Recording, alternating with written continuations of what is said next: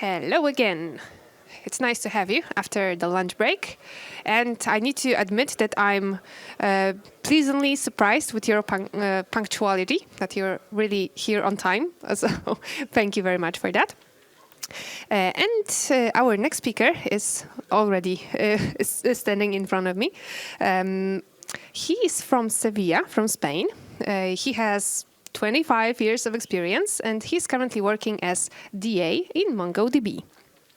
His motto is work for fun and for profit, and his strengths are problem solving, building high-performing teams, and training and communication. And what DA means, what does it stand for? Developer advocate, and his talk is going to be about that position. So we will have chance to listen to the typical day of a DA and how does it look like in the real life. So what's a developer advocate and why you want to have one in your team by Diego Freniche.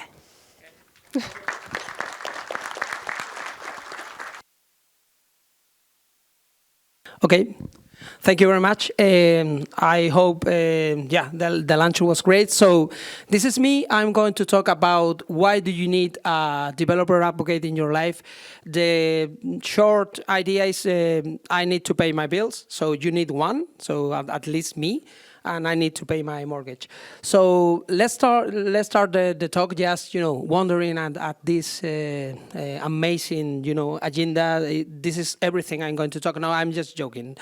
So I've been doing developer advocacy for 12 months, like owning this title. So as I don't have any real experience, I have strong opinions. So I have strong opinions on this thing. Now, but really, I've been doing this thing mostly all my career. So I've been writing. You remember when we had like blog posts like printed in D3 format. So like, magazines and stuff. So I wrote for those in Spanish. I've been teaching like a ton of, different workshops. I've been attending conferences, which is way funnier than speaking in conferences. I've been, founding groups. So I've been doing this thing mostly, throughout all my career. And I think you can be a developer advocate too if you are doing any of these, activities. Raise your hand. Everybody here has written a blog post, for instance? Yeah, many people here. Do you have like nice readmes? Like you try to create like really nice readmes in your, repos just to, get noticed and make people use of your code. So if you do any of these things, you are mostly doing what a developer advocate is doing. So if you interact with your community and you try to give your community, some help or, bits of wisdom or something, you are already doing some kind of developer relation work. So that's what we are doing. And I'll tell you, what do developers really like and what do we don't like? So what developers like is something like that. Is, speaking to someone who is also a developer, so we share the same interest. Developers like learning and sharing stuff, and they like an authentic approach, not marketing stuff. And what developers doesn't like? They don't like to fill in a form. Have you ever, find in LinkedIn something like, we have this PDF with some kind of report of how to do this or that, or how to test things. And then you try to, you click on the link and you find like a wall there. No, give me your, your email. I promise I'll never send you anything. So you have to give all your data there. So this kind of marketing tip messages and this kind of slides, we don't like it. We don't like this kind of, things. The first exhibit is the agenda. We don't like this kind of, when a talk starts like this, we just, completely shut off. It's like, okay, I'm not going to see any code. I'm not going to see anything interesting, so I just disconnect. By the way, you are going to see some code in this talk, so I hope you like it. So that's the second exhibit. and this is from MongoDB.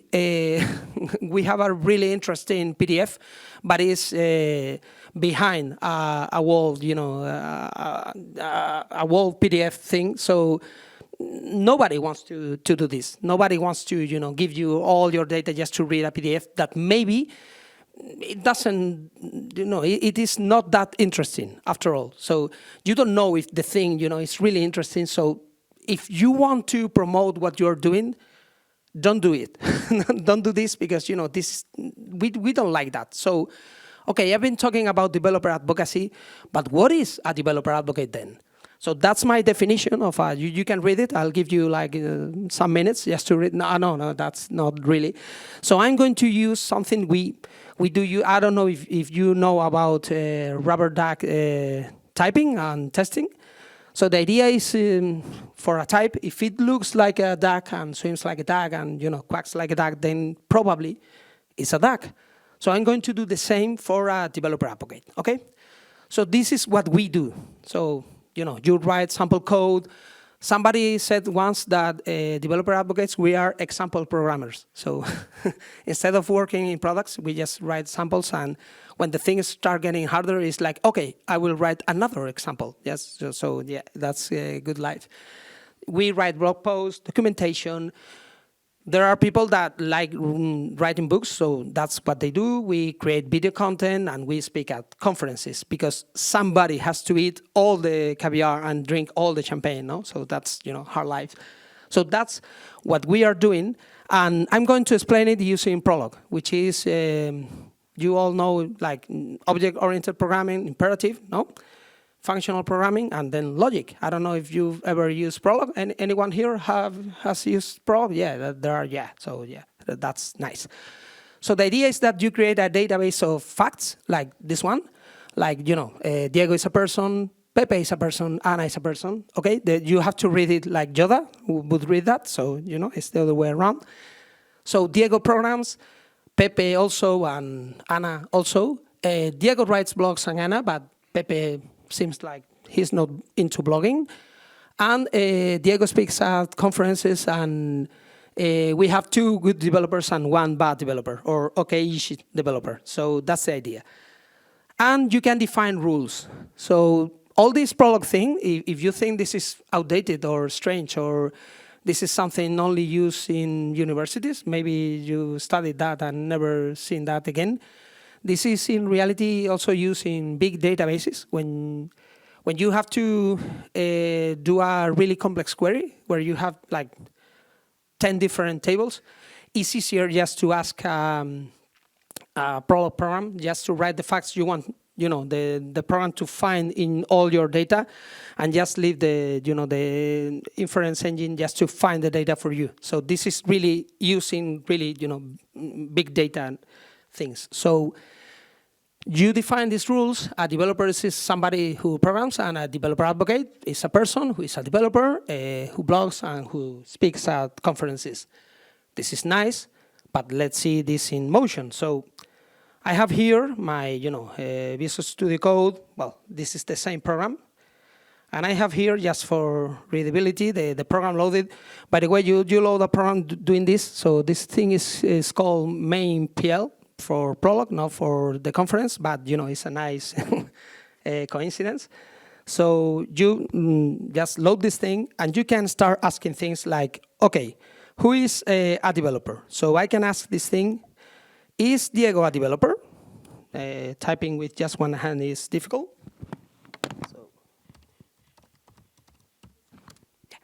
So I can do that, and yeah, that's just asking for one fact. That's super easy. But the magic starts when you say, okay, who is a developer? So you can ask something like, who is a developer? And it will tell you, okay, Diego is a developer. But you can keep asking, the inference engine, who else, is true for this rule? And, is Pepe? And no, tell me everybody. In this case, I have 4 people here. And you can ask who is a developer advocate also. So I can come here and ask who is a developer advocate. That's how you read that. And it will tell you, okay, only Diego. No, I'm Mary, because in this case, Mary also programs and write blogs, speaks at conferences, and well, is a good developer, not like Diego. And yeah, it's true for all these rules. So the idea after this demo, I know this is exciting, so Prolog is really nice. You should look into it. A developer advocate is a person, in this case, that is doing this stuff. So instead of trying to come up with a definition, if you are doing this, you already are doing some kind of developer advocacy stuff. So a developer advocate is first a developer. You cannot fake that. You cannot go to a conference like, trying to sell some marketing message and trying to create synergy and try to, to promote your things if you are not really a developer. So first, you have to be part of the community. I identify myself as an iOS developer because I do other things, but mostly I do iOS and Mac development. And secondly, what we do is we advocate for developers. So the idea is I go and talk to you, and maybe you are using a different product that is not the product that my company is selling. I want to know why. I don't want to sell you my product. That's, marketing stuff. I just want to know why you are using my product, why you are not using my product, why you love my product, why you hate it, what you miss in my product. Because having this information, I can go back to engineering and tell them, okay, guys, we need to solve this problem, this other problem. We need to improve that, or we are doing great. No, it depends. So we advocate for you in our companies. That's the idea. So the idea is we are spies that go into the communities, and then we gather information and bring that information back to engineering. So some tips for content, if you are going to create some content, so quick tips. If you are going to write blog posts, you have to go where developers are. Sometimes it's really hard to start your own blog and get traction, so get people to go to your blog post. So you should definitely also cross-post. So anything you write in your own personal blog post, just put it on Medium or Dev2 or Reddit or forums, or just try to spread the word, because even if your content is really good, if nobody knows about it, they are not going to read it. And you want to share the things that you've discovered or the things that you are doing, just because you like sharing it, not because you want be famous and rich and all this stuff. No, that's for me. So in your case, you just want to share with your community because you want to give something in return. If you are going to start writing posts and suddenly it's a monster, just split them. Just create like a series. That works really well. And also, I hate that, but you have also to learn some SEO thing. So I really hate trying to write to appease the Google gods. Like, I need people to find me, so I need to write in and add in these tags. And I hate that, but yeah, sometimes you also have to do it. So you have to learn this stuff, which I despise. So guides.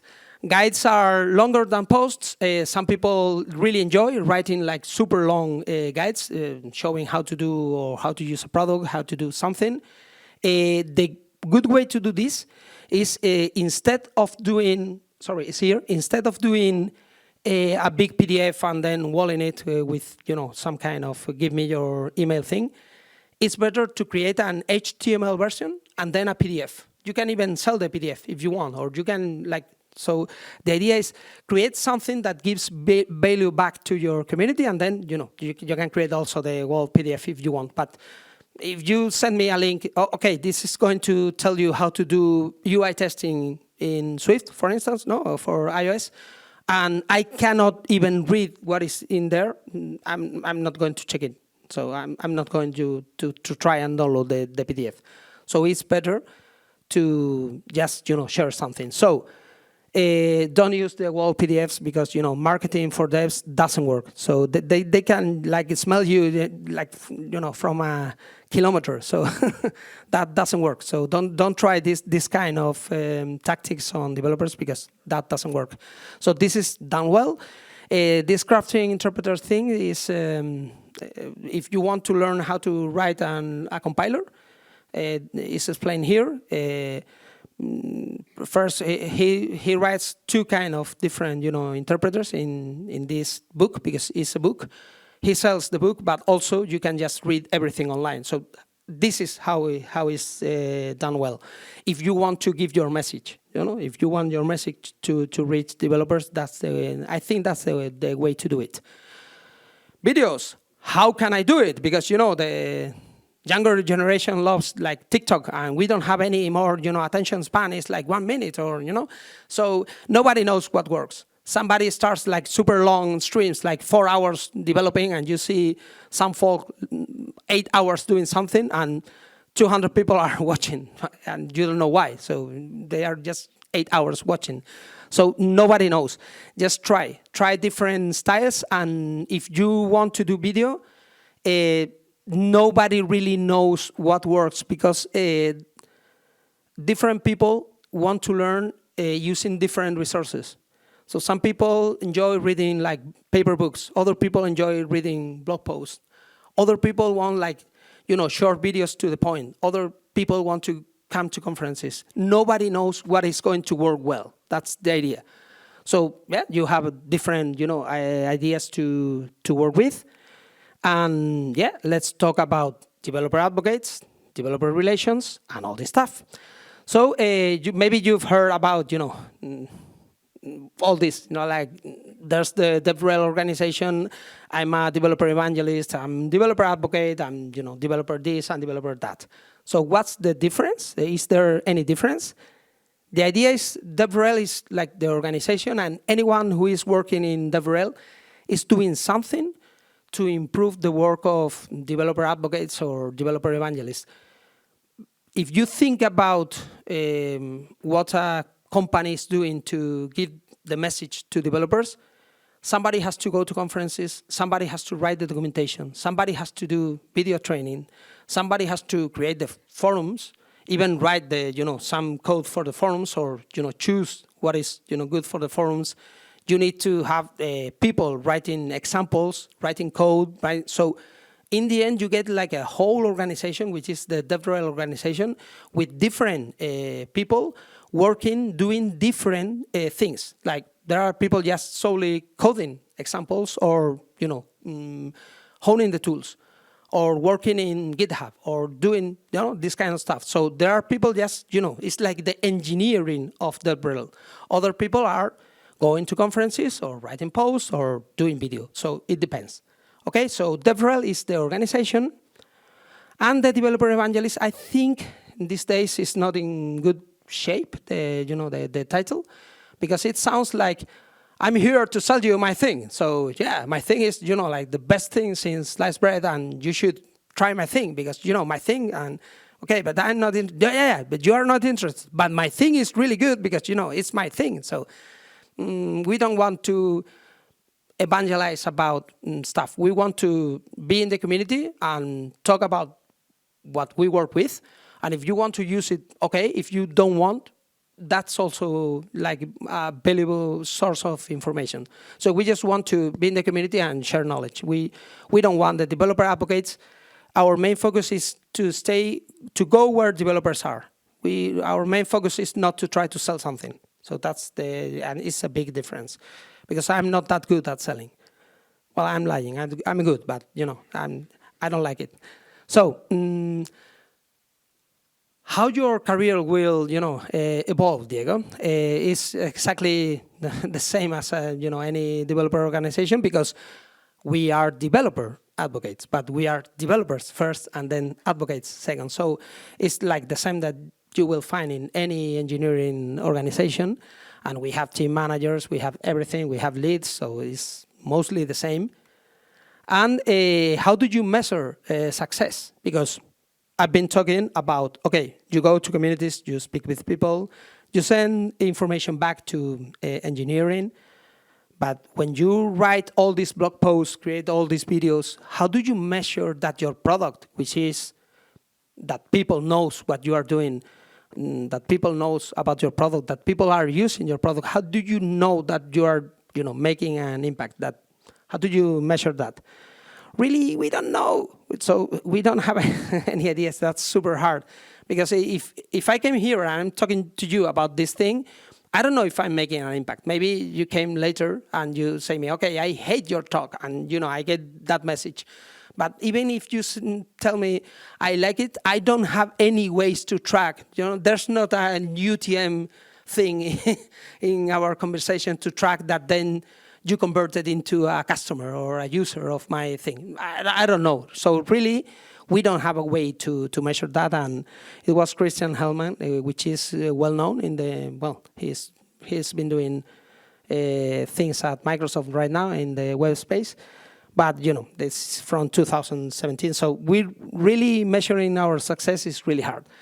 And also this is even worse.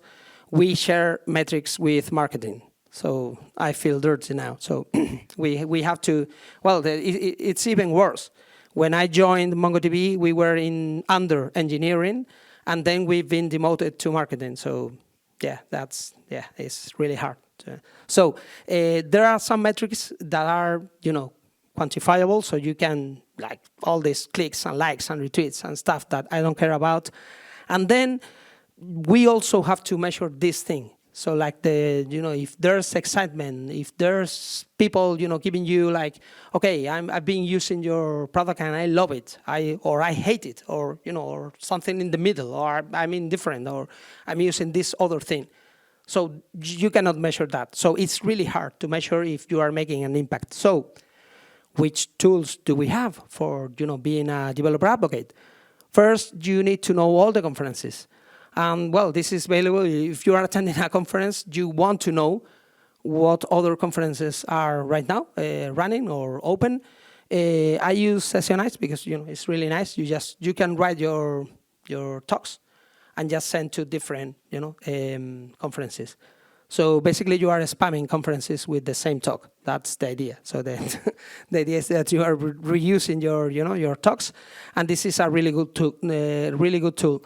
Now that the world has reopened, there are other different tools. So you just have to look, just search for tools for going to conferences or applying CFPs, and you will find like a ton. So this is a good one. There's also an upcoming conference list in Backfender and Software Talks. So these two sites curate like a list of mobile and web conferences.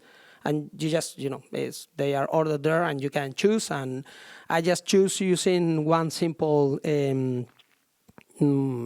so that's how I filter. It's like, okay, have I been to this country? No, then I apply there. So that's what I do. So see, if I've been to the country, I don't apply because, it doesn't matter. So what do you want then, a TA in your team? Now that you know what we do, and you say, okay, so you are just a regular developer that, you're being expelled from product, maybe. you don't know how to solve hard problems, and you just want to write examples and write about them in blog posts. So why is this role beneficial in my team? So what can a developer advocate do for your team? First is maybe you create a tool or an SDK, or you start a company and you want part of your code to be open source. You need to get noticed. You need people to know about you. If you don't get noticed, nobody is going to use your product, and you want people to use your product. Just because you want to give back to the community, or you have to pay for that yacht. So something you need, you need money, or you need to be noticed. So you need someone that can go around and let people know about your product. If you are a really good developer and also can speak, like Christoph, well, you can do it. But not everybody is Christoph. So also, you need the user zero of your product. So you need somebody who is using your product daily and can find bugs, can give some kind of information back to engineering. So we are basically the user zeros of MongoDB in this case. We can improve the developer experience using tools, or just finding, like, okay, I went to the documentation and then the documentation say I can generate the code in Swift and Objective-C, and the Objective-C part is outdated, is gone, it's not compiling, is anything. So we are finding bugs, and also we care about the developer experience, because if I told you my product is incredible, and the first thing you find is I cannot download it, or I try to do a brew install whatever, and it's not working, or you are not going to use it. So we need to test and improve the experience of the developers wanting to do that. After that, we interact with developers. Basically, that's what we do. We talk with them, and it can improve your brand if the developers are good. I'm not quite sure about this talk, but that's the idea, and it helps recruitment because every single talk these days ends with and we are hiring. No, I think everybody removes that slide because everybody is hiring. So the idea is yes, everybody. But by the way, we are hiring like in massive numbers. So just go there to MongoDB careers because we are hiring. So that's the idea. If you see somebody and you say, okay, that sounds really nice, I want to work with Diego because he's drinking all the champagne and eating all the caviar, I want to do that.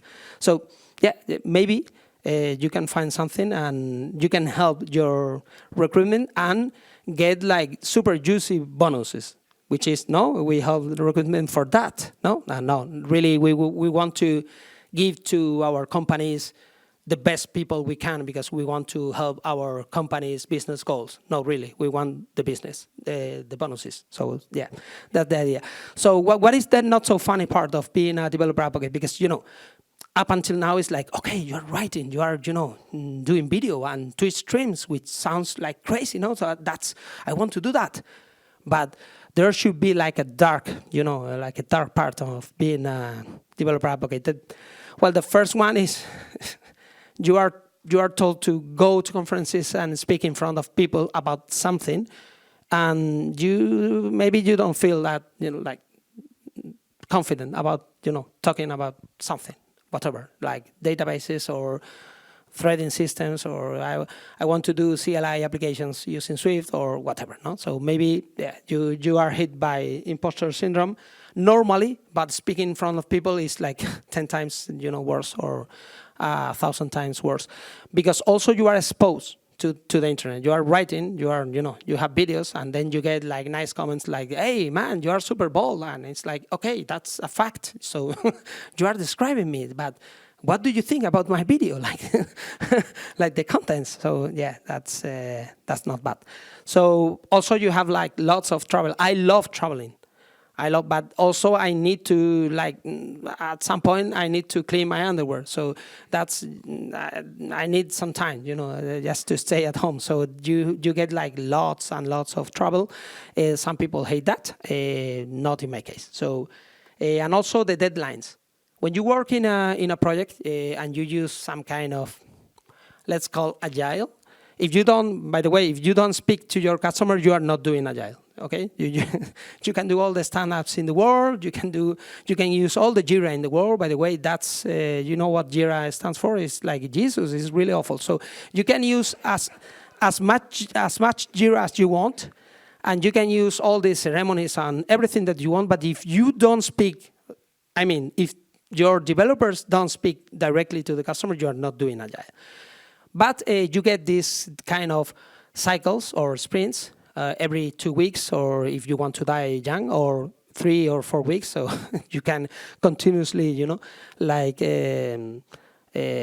build and send something to the customer, and you have these deadlines. But working as a developer advocate, you always have a deadline, like in 2 days. It's always you have this blog post that has to, be done by Thursday because there's a marketing campaign going on Thursday. And it's not that, we failed the sprint. So let's do like a meeting, no? And let's, why did we like fail the sprint? What was the problem? Or we need to improve in the, no. It's like there's a marketing campaign. You cannot fail. The blog post has to be there. If you go to a conference, I cannot be substituted here, really, because this is the best talk you are going to get. So you need me to give this talk. Okay. No, the mic is it's not working. But yeah, we have a backup. So that's the continuous, the continuity plan at work. So that's perfect. So the idea is you always have deadlines, and that can stress you like a lot because when you have travel, you have to be in the conference with enough time to give your talk. When you have to write or do a video or do whatever, it's like continuously you are getting like deadlines each week, and at some point it's like, okay, I just want to fail one sprint and say, oh, I couldn't make it, so but you can't. And above everything is this idea that you are not like a real developer. No, you don't feel like, hackerman, like you are not working really in products. So you are like a fake developer. So this can be a problem if you haven't been working in products before, because, if you start your career and you go straight into developer advocacy or developer relations, you can think, okay, I haven't confronted like real problems with real customers. It's not my case because I'm old, but that could be a problem if you just start your career and go into developer advocacy. So some advice for becoming a developer advocate. Don't ask me. In my case, it was an accident because I loved like writing and not necessarily doing videos, but attending conferences and speaking with people and creating meetup groups and stuff like that. I did it, on the side for free. And then I thought, it's like the Joker, no? If you can do something really good, why do it for free, So that was the idea. No, I was just offered the position, so it was an accident. So that's my advice. Yes, if you want to get into developer advocacy, you will need something to show as a proof, like I can do this. So just start. You can start blogging, or you can be more active on social and get some traction, some followers, some people. Tame your ego, by the way, so you know what I mean. So you can create videos, so you can help people with open source projects, you can contribute, or you can just mentor people, or go to Stack Overflow and get 1 million points there, or you can just try stuff, because really nobody knows what works. You need to do some of this. What I mean is our brains are really evil, and you are watching all this thing, and maybe you are thinking, I need to do all of this, and it's overwhelming because I don't know how to do video, I don't know how to write, I don't know how to. So you don't need to do everything. If you enjoy like coding and creating like beautiful readmes and writing code for the community, just do that. That's more than enough. Okay, because you are already sharing with the community. But if you want to go to one of these positions, you need to show that you can do it, that that you really love the job. So just pick one or two of these, and start doing it. So fake it until you make it. So for reference, I really there's this book I really recommend. It's developeradvocacy.com. This is open and free, as I told you before, so you can go there and read about developer advocacy. And also, these two books are really good. Developer marketing does not exist. That's that's the reality. So you cannot try to sell this kind of marketing pitches to developers, because it's like, okay, no, it's this kind of using my product, you will like get the best of both worlds. You don't have to write code, and you write once and run anywhere. You remember that life from Java. So it's like, okay, it's not going to work. So I need to see the code. It's like, no, this is going to generate your code, and everything is going to compile all the time, and Swift is going to be this year really 20% faster compiling, which if that were true each year, my code would be compiling in 2002, or because each year is like, this year is 20% faster.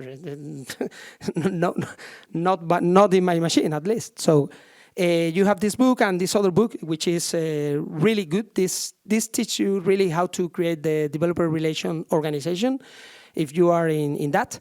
And these days there are like a ton of startups that they are creating some kind of API, some kind of SDK. They have a product, and they want other developers to use it. So you need to learn, at least to have the ideas of how to learn the ropes of these jobs, or contract people that can do it, because you really need to give your message through to developers. If you have something wonderful but nobody knows about it, nobody is going to use it. And thank you. We also have this podcast, but it's in Spanish, so don't try to listen to it. And that's all. Thank you very much, and I hope there are no questions. So no,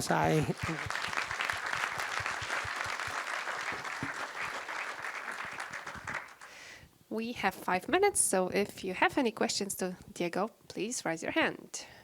Don't be shy. Yeah, first of all, thank you for your presentation. And my question would be, so you've taught a lot why you should have a developer advocate, but when you should have it. So there are a lot of small companies like that are growing from 2, 3 engineers to 100. So when is the ideal moment to add the advocate to the team? That is a great question. Thank you for the question, because I can now justify why do you need me in your payroll. So the idea is that's a great question, because the key is not when. The key is if the founders have a clear idea of their developer relation and strategy. So you can have some founders start and they just want to get traction, to get users, to get a really nice SDK in the or to get a really nice technical code, like the technical part, to have everything nailed and polished and get the money, and they are super busy contracting people, and then they heard about this developer relation stuff, and okay, let's hire someone and go there into the world and do something. That is not going to work. That is not going to work at all. So you need that the founders understand that this is different from marketing. That's the first thing, that you need marketing effort. This is not going to substitute your marketing efforts. You need to have a clear idea. Okay, if I want developers to use that, and I am a developer as a founder, I am a developer.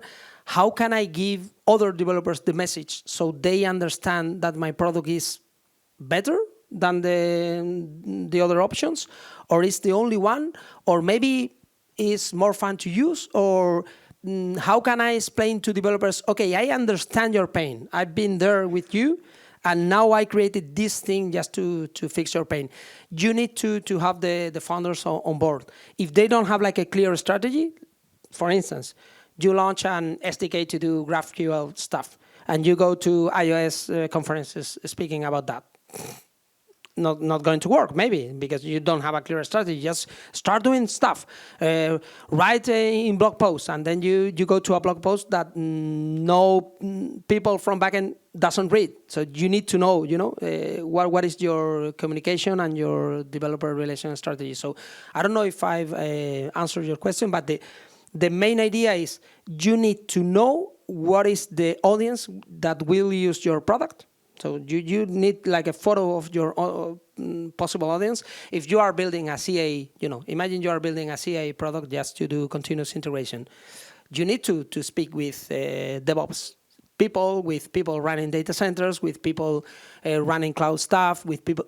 You need to speak to these people. If you speak to people programming in Prolog, you are just going to find stupid samples, so you are not going to sell your CI. So that's the idea. You need to clarify your strategy first, and then hire people after that. If you hire people and send them without a clear idea, they are going to work, they are going to be quite busy, but you are not going to make the impact you want. So. Okay, I think that we're running out of time. So thank you, Diego, for your amazing energy. Thank you. You can always find me and just ask me anything after that. So thank you again.